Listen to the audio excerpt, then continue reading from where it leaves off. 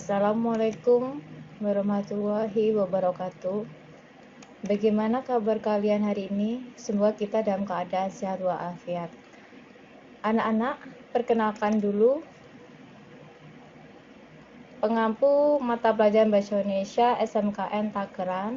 Yang pertama adalah Ibu Tri Wijayanti SPD yang akan mengajar kelas 10 TB2, 11 MM1, 11 MM2, 11 MM3, 12 RPL 1, 12 RPL 2, 12 MM1, 12 MM2, 12 MM3.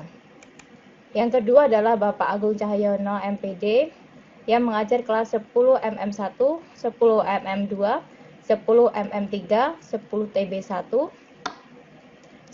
TKJ1, 11 TKJ2, 11 TKJ3, 12 TKJ1, 12 TKJ3.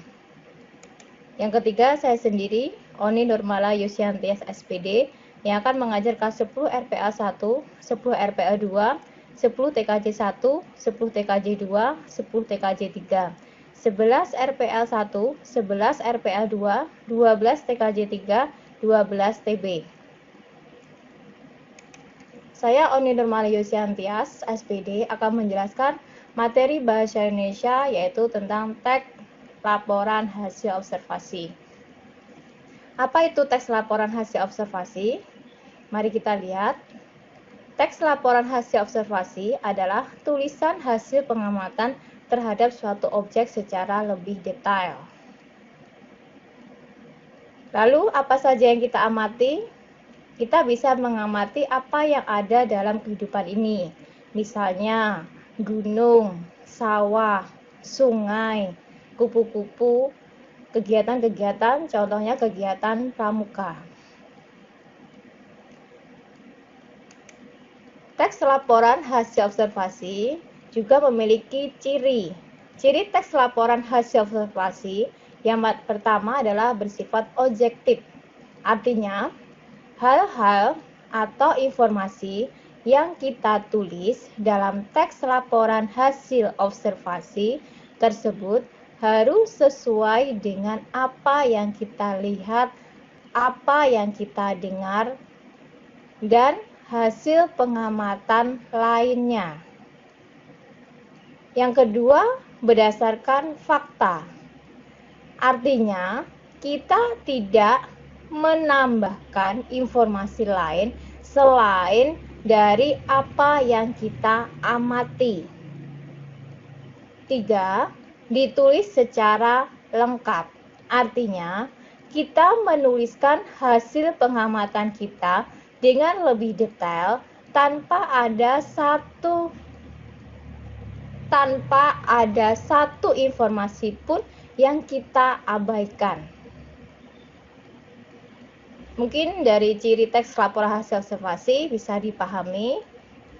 Kita lanjutkan, yaitu tentang fungsi teks laporan hasil observasi.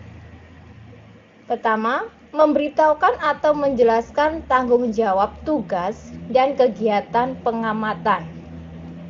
Kita sudah melakukan pengamatan, lalu hasilnya ya kita harus menuliskan sebuah laporan.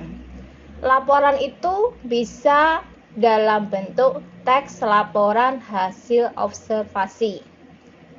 Kemudian fungsi yang kedua, alat pendokumentasian suatu objek atau pengamatan. Tidak hanya dilaporkan, tetapi tulisan ini juga menjadi sebuah alat mendokumentasikan dari sebuah kegiatan pengamatan. Bisa dipahami untuk fungsi teks laporan hasil observasi. Selanjutnya, yaitu struktur teks laporan hasil observasi. Yang pertama adalah pernyataan umum. Berisi hal-hal umum seperti definisi, pengklasifikasian, dan lainnya sebagai pembuka. Kemudian deskripsi bagian, penjelasan detail mengenai objek atau bagian-bagiannya. Deskripsi manfaat, Bagian ini menunjukkan bahwa setiap objek yang diamati memiliki manfaat. Di sini ada contoh tentang wayang. Wayang adalah seni pertunjukan yang telah ditetapkan sebagai warisan budaya asli Indonesia, UNESCO. Lembaga yang membawai kebudayaan dari PBB pada 7 November 2003 menetapkan wayang sebagai pertunjukan bayangan boneka tersohor dari Indonesia, sebuah warisan mahakarya dunia yang tidak ternilai dalam seni bertutur. Di sini kita lihat yang blok warna hitam, di sini disebut definisi. Ada kata wayang adalah, itu adalah definisi. Kemudian UNESCO, lembaga yang membawa kebudayaan dari PBB pada 7 November 2003, menetapkan wayang sebagai pertunjukan bayangan boneka tersohor dari Indonesia, sebuah warisan mahakarya dunia yang tidak ternilai dalam seni bertutur. Ini adalah menjelaskan dari hal umum. Jadi ini adalah termasuk struktur pernyataan umum atau klasifikasi. Selanjutnya, wayang kulit dilihat dari umur dan gaya pertunjukannya pun dibagi lagi menjadi bermacam jenis. Jenis yang paling terkenal karena diperkirakan memiliki umur paling tua adalah wayang purwa. Purwa berasal dari bahasa Jawa yang berarti awal. Wayang ini terbuat dari kulit kerbau yang ditatah dan diberi warna sesuai kaidah pulasan wayang pendalangan. Diberi tangkai dari bahan tanduk kerbau bule yang diolah sedemikian rupa. Di sini merupakan blok warna ungu di situ, itu adalah menjelaskan secara detail tentang objeknya. Di sini objeknya adalah wayang purwa. Ya.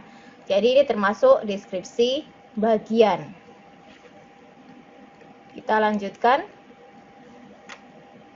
Semua jenis wayang di atas merupakan wujud ekspresi kebudayaan yang dapat dimanfaatkan dalam berbagai kehidupan antara lain sebagai media pendidikan, media informasi, dan media hiburan. Wayang bermanfaat sebagai media pendidikan karena isinya banyak memberikan ajaran-ajaran kehidupan kepada manusia. Kita lihat yang saya blok warna biru sama hijau, ini adalah termasuk deskripsi manfaat karena menjelaskan manfaat dari objek yang diamati. Mungkin dari sini ada bisa dipahami. Kalau sudah, kita lanjutkan tugas 1, yaitu buatlah sebuah teks laporan hasil observasi tentang tanaman di sekitar kalian, kemudian analisislah strukturnya. Ingat-ingat strukturnya tadi ada berapa, kemudian kalian jelaskan. Terima kasih, semoga materi hari ini bermanfaat buat kalian semua. Wassalamualaikum warahmatullahi wabarakatuh.